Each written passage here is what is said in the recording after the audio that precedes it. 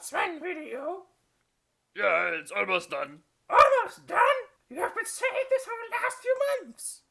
Yeah, I just need to finish some fine-tuning and draw the last few scenes, Bullshit!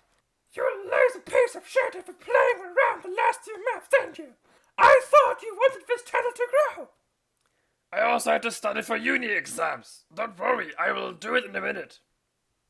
I will do it in a minute? You fucking up your ass and get to work. You wanted to make revenue out of this. Now get off and fucking do Okay, something. fine, on my way. Bye, Sigma, God. Dun, dun, dun, dun, dun, dun, dun, dun, dun. In the Empire, swordsmen have quite an interesting reputation, being seen as expert fencers and masters of a blade. However, this picture mostly comes from the over-exaggeration of bards, who tend to sing ballads and poems about the heroic deeds that swordsmen definitely accomplished in their career. Yet whilst this is definitely overselling their usefulness, they still are amongst the best trained stage troops of the Empire. Does the tabletop variant hold up to the lore? Let's find it out! Ah yes, the swordsman stat line, so... Wait a minute, that looks oddly familiar. Bling! It's almost the same as the Imperial Spearman at Halberdiers. Oh yeah, fantastic skill, so much better than other troops. But it's still kind of true. They do have greater skill in melee, since their weapon skill is 1 point higher. And do not underestimate this little improvement, it's much better than it sounds. The higher weapon skill makes them better in offense and defense. Most core units have weapon skill between 2 and 5. So let's have a look at some hit charts. We will also throw in our halberdiers and state troops to see how they look in comparison with each other. As we can see, the swordsmen have a better chance of hitting their target if it is weapon skill 3 and below. So units like orcs, skaven, men-at-arms and other horde troops are actually a good target for the swordsmen. However, the spearmen bolster a higher amount of attacks, whereas halberdiers have greater strength to deal with armor and wound more effectively. If we take units of 20 men, arranged in 5 files and 4 ranks, we are able to gather some valuable combat data.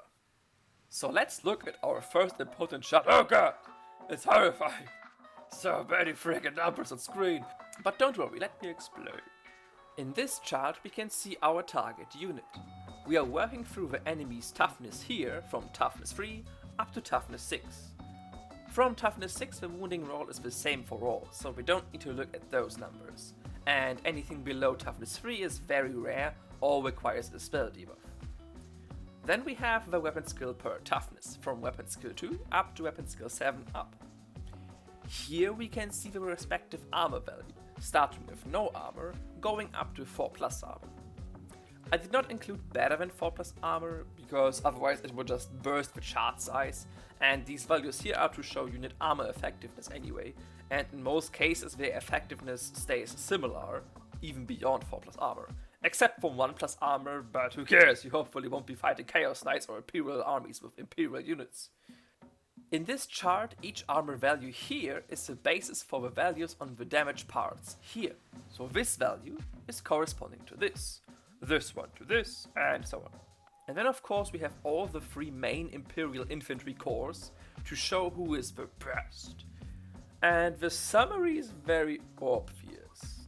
The halberdiers perform the best against armor and against enemies up to toughness 5. Due to their strength, their armor piercing ignores 6+ armor and grants them a consistent edge even against low armor targets. Against toughness 3 without armor, the spearman seems to perform the best due to the sheer number of attacks. And against anything of toughness 6 or higher, the spearmen prove to be best again, since the strength of the halberdiers and the weapon skill of the swordsman do not matter here. And now, to our main dudes of this video. Horrible. Their damage is laughable compared to the other units. However, they tend to do a slightly better push against weapon skill 3 units, since they hit them on a 3+, and the other 2 hit those targets on a 4+. And they also seem to be better against targets with weapon skill 7 or higher. Not including weapon skill 9, because you definitely don't want to fight a Bloodthirster or Tyrion with any of these units. The other 2 units hit weapon skill 7+ targets on a 5+, because weapon skill 7 and 8 is more than double of their weapon skill 3, but not more than double of the Swordsman's weapon skill 4. So the Swordsmen still hit on a comfortable 4+. But what units have weapon skill 7 or 8? Well, Exalted Champions, Elven Lords, Dwarvish Lords, yeah, mostly melee-based heroes and lords. And whilst it's not unlikely that you encounter them in a fight with your units, the chance of these having no armor at all is nearly nil. But overall we can say, if you want to damage, don't take Swordsmen. They are not made for damage. Against monsters, spearmen are a decent choice, but against most targets, halberdiers are definitely the best damage dealers. But that's definitely not all. Let's see which of these units can tank the most damage. So, this new chart here is much easier to understand. Here we see the attacker that targets our state troops, divided in strength values up to strength 5+, because from there it literally doesn't matter anymore. And weapon skill from 1 up to 5+, because again, from weapon skill 5+, it does not matter, it's just the same for all. The swordsmen have light armor and a shield. The spearmen in this case also have light armor shield, but a spear. Just the halberdiers have light armor and no shield. They technically can take a shield, but cannot use it in melee anyway, and for now we are looking at melee damage. The numbers that you can see here is the average damage that 10 attacks are able to do against the respective unit. And oh boy, I see green. A lot of green. Yes, the swordsmen managed to out-tank both spearmen and halberdiers, taking on average the least amount of damage, as the numbers show. Why is that so? Don't the swordsman and the spearman have the same armor? Well, yes, but the swordsman has a specific defensive combo with his hand weapon and a shield, which allows him to parry. This grants him a 6+ ward save against melee attacks, and it does wonders for them. And because ward saves don't care about the strength of the enemy, they might just parry a blow from a giant or another brutal monster. This means that on average another 16% of damage gets blocked by the swordsman's saving rolls. And that's not all of his secrets of defense. You see, swordsmen only have one more weapon skill than the other two units, but this means that all units with a weapon skill of 4 will hit the swordsman on a 4+ instead of a 3+, like they would hit the other two units. And there is a lot of weapon skill 4 units in the game, like Beastmen, Score, Dark and High Elf Infantry, Dwarven Warriors, Bretonnian Knights, there's tons. The halberdiers on the other hand look the worst of the three in this comparison. Against weapon skill 4 they almost take double the losses compared to the swordsman.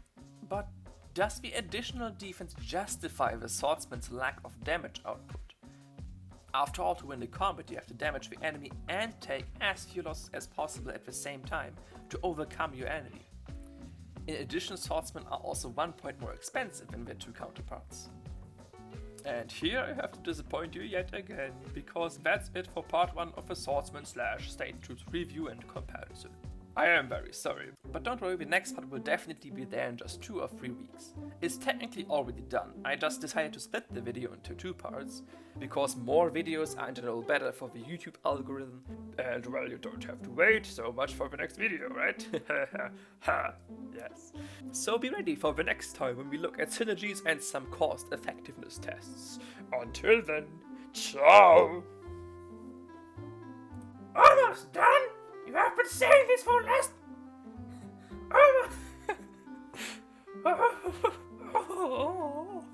Bullshit! You will...